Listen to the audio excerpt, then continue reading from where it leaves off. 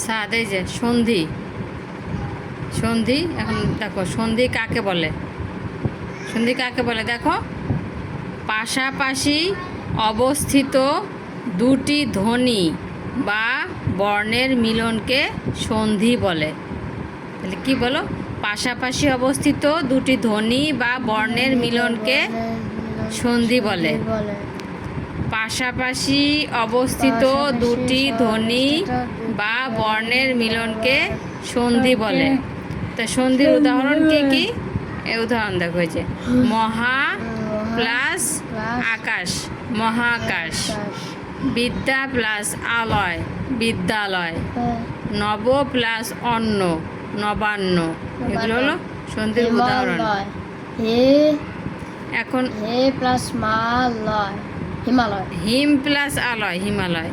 হি plus না, হিম plus আলয়, হিমালয়। আচ্ছা, এগুলো পড়া দেয়নি, এখন তুমি শুধু এটুকু পড়ো। রসমালাই কই? রসমালাই তুমি আগে এটুকু পড়ো, শোনো, অত কথা বলো না। রসমালাই লেখে নাই। সন্ধি কাকে বলে আর সন্ধির প্রকারভেদ, এই দুইটা 1 নাম্বার আর 2 নাম্বার প্রশ্ন পড়া দিছে। এখন সন্ধি 3 প্রকার। সন্ধি কয় প্রকার?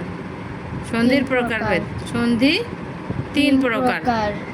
সন্ধি 3 প্রকার। কি কি? 1 নাম্বার হলো স্বরসন্ধি, স্বরসন্ধি। 2 নাম্বার ব্যঞ্জন সন্ধি, আর 3 নাম্বার বিসর্গ সন্ধি। বিসর্গ সন্ধি। গুড। তাহলে সন্ধি 3 প্রকার। সন্ধি 3 প্রকার। যথা যথা স্বরসন্ধি, স্বরসন্ধি, ব্যঞ্জন সন্ধি ব্যঞ্জন সন্ধি ও ও বিসর্গ সন্ধি। বিসর্গ সন্ধি।